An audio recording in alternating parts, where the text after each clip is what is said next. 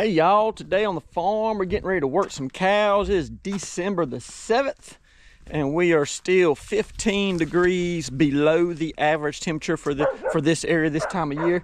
Had a heavy frost last night, but luckily there's no wind blowing because we're going to be working cows, and the worst thing you could possibly have is a easterly wind.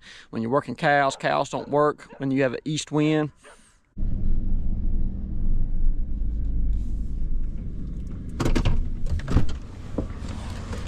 I'm always a little bit nervous at the onset of cow working day. I got folks coming, I have a vet coming, I have people coming to help swing gates, and I don't want my cows to do wrong while there's people here. I want my cows to work easy, so I'm always a little bit apprehensive, a little nervous at the start. My plan is I have some range cubes. I'm gonna take them right inside the catch pen in a bag. I have a few cows that are ultra friendly. They're gonna get up in your space. One of them being the main stud bull. He will nudge you along as you carry that bag, so that's makes you a little bit uneasy. 2,000-pound animal with his nose pushing you. So some of them are gonna come in this pen really easy, but there's one heifer and two young bull calves that usually cause a problem. And if the range cubes I put in the pen run out, if they eat all of them before I get those last few little cows in the pen, then the rest of the cows will come back out, and that's what we don't want. Dr. Ward is here from what do you call it, Thomasville Animal Clinic? Thomasville Animal Hospital. Animal Hospital, and Dr. Ward is going to be working the cows. Me and Joe are going to be punching them up. Tell us exactly what we're going to be doing up here on your end. So we're vaccinating and deworming the cows and the calves, and we're going to preg check all the cows, and then we're going to castrate the bull calves. And we're going to save those calf fries. We're going to do something with them a little bit later on. So some of the cows, we got 2 or 3 that are in bad shape. They get wormy looking, and some of them, they're the exact same pasture, same conditions. They look way better. I was thinking maybe some of them have a better immunity to worms, but Ward had a little bit more intuitive take on it. Explain how the worms work. So worms, the way a cow gets worms, eating off the ground. And if the cow is in good pasture where there's good long grass and the blades are well up above how far a worm can travel up that grass, they're going to have little chance of ingesting worms. But if the grass gets low and grazing hard, then they're going to pick up more worms. And so that's just one other reason to keep your pastures in good health and good shape, to keep your cows in good shape. Tall grass, rotating the cows. Rotating, yeah. I think the best thing you can do as a cow farmer is grow good grass.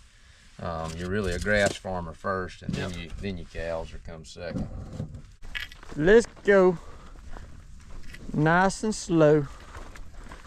Nice and slow. Hey, biggin.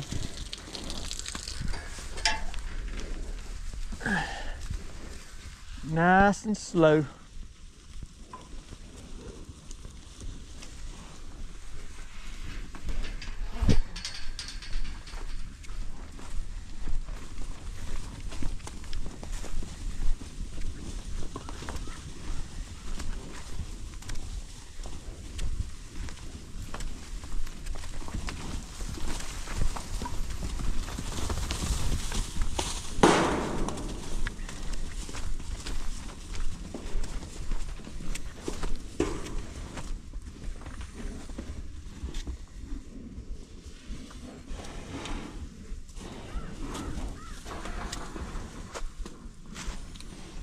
Nice and slow, buddy. Let's go.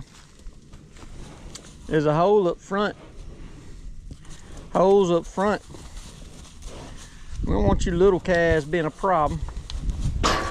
Holes up front. Let's go. Holes up front. All right. Chip, chip, chip, chip, chip, chip, chip. Let's go. Holes up front. Let's go. Get in the hole. Get in the hole.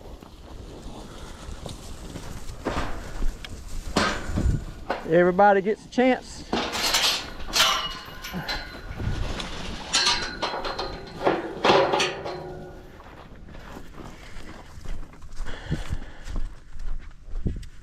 right, we'll do it again.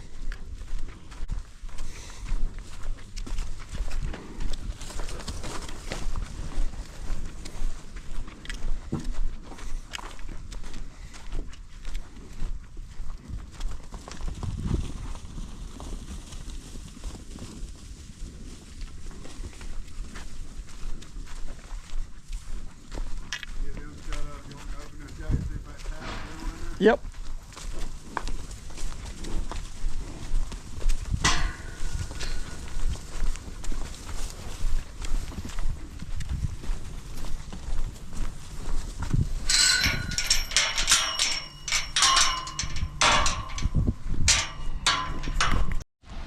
All right, girls. There's a hole up front. Holes up front. I don't need everybody, just a few.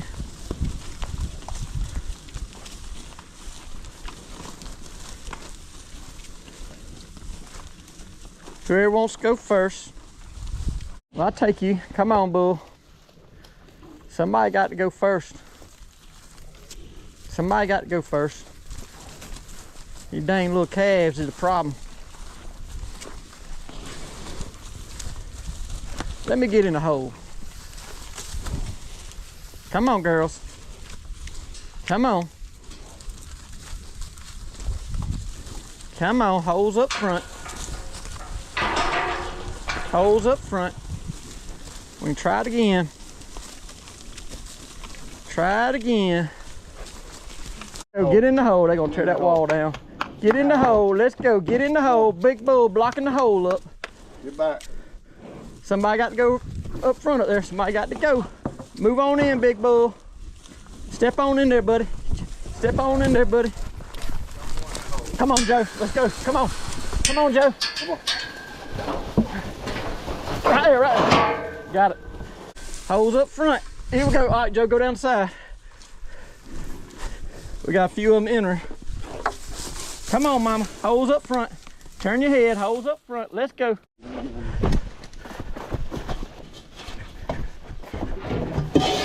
Right there.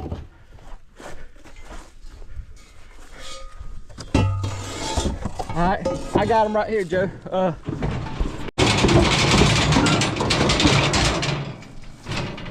Got here, heifer.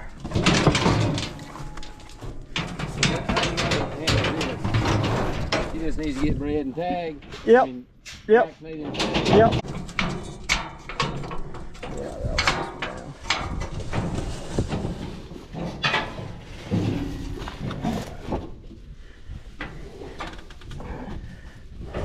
Is there a secret to this tail hole? No, just keep it tight.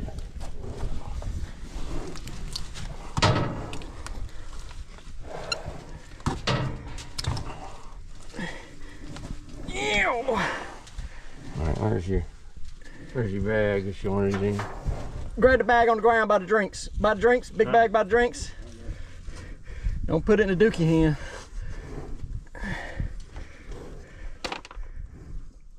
Yum. Hey, biggin. Big daddy. Big daddy. Go, mama, come on. Holes up front. Holes up front. Everybody gets a chance. Everybody gets a turn today. Everybody gets a turn. You too. You too, little lady. You too, little lady. Let's go. Let's go.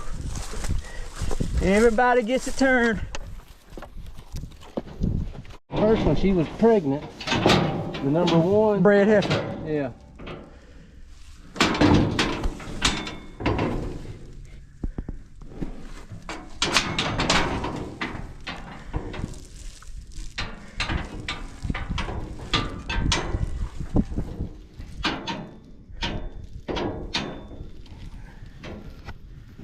What's your feel? She's open. So she can just go with a regular heifer.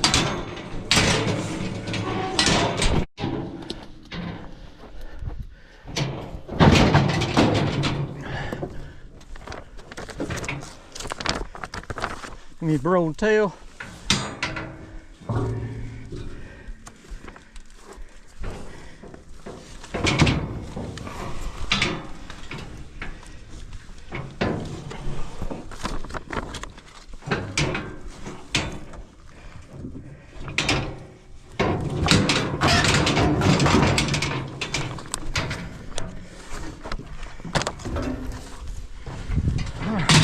Let me swap. No, gates are already ready. Yep. Good to go. Yeah, good to go.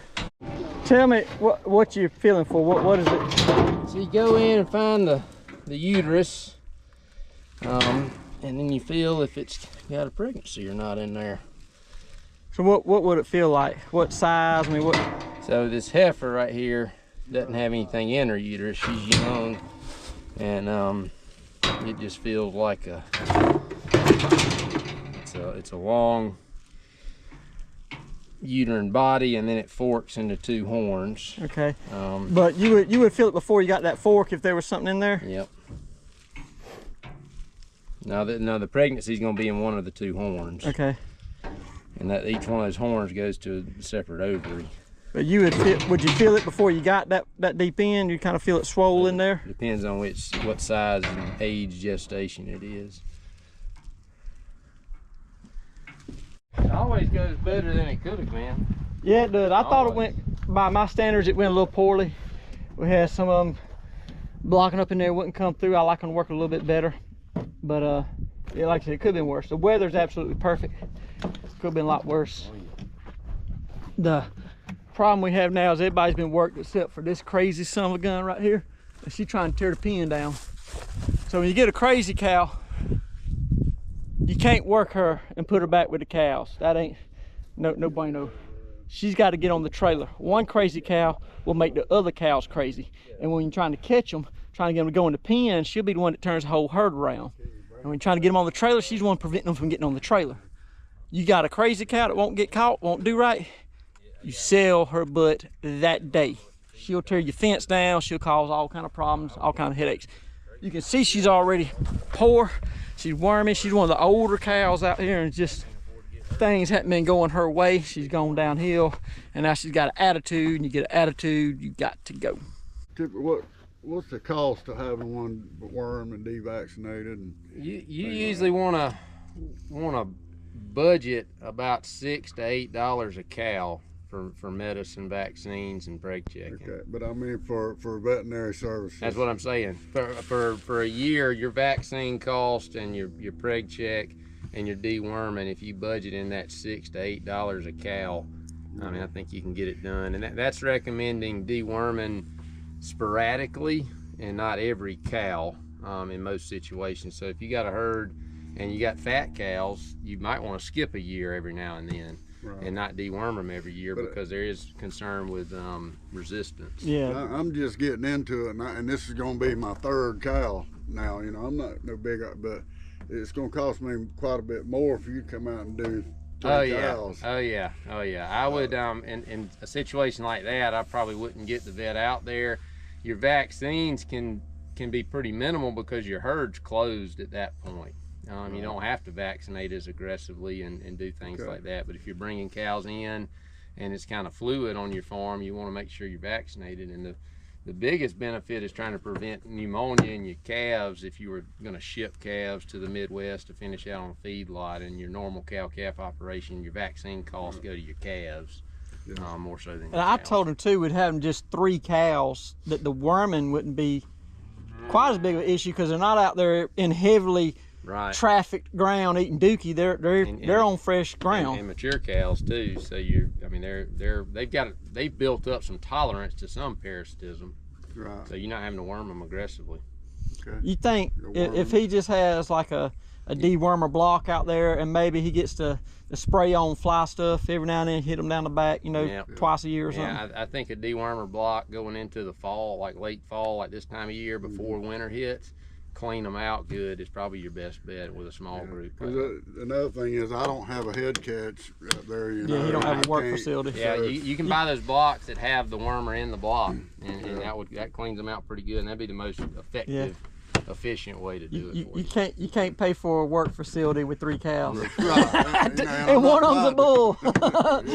You get 2 calves a year. No, that won't do. Yep. So this facility here wasn't bought in a day. We built the wood parts of this facility when I was in the 6th grade. I'm 42. And through the years, we've added on to it and modified it.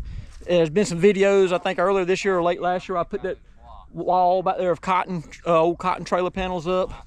We added this portion, this outer catch portion a few years ago, maybe 10 years ago. And I've been coming back here recently and just taking down the wood structures from, you know, however long ago that was, 30 years ago, and replacing them with metal prefab panels that all hook together. And so each year, I don't do it all overnight. I don't do it all in one day. It's hard to justify that with cows. So I'll sell my cows each year, whatever, calves or yearlings or butchered beef. I sell butchered beef direct to end consumer. We'll take that money and I'll buy 6 or 8 or 10 panels and maybe do this wall, or maybe next year do that wall, and it just slowly progresses. You can't, it's hard to go out and spend all that money at one time on cows and come out. You just, as you make money, you improve your facilities over time and just keep them getting better as you can. And you know, you got the one cost you got to take into consideration. I got to plant winter graze, and if I have clover out here that I drilled last year, and I get a few years out of the clover. It's just now starting to come up, but I don't have good grazing right now.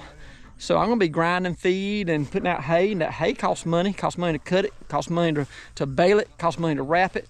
And so it's a lot of kind of hidden costs you wouldn't necessarily think about if you're just getting into cows. But as for today, we're done working the cows. I hope y'all found this informative, and I thank all of you for watching. I hope to see you next time. Cow. That is a delicacy. You're gonna see these later on in another video.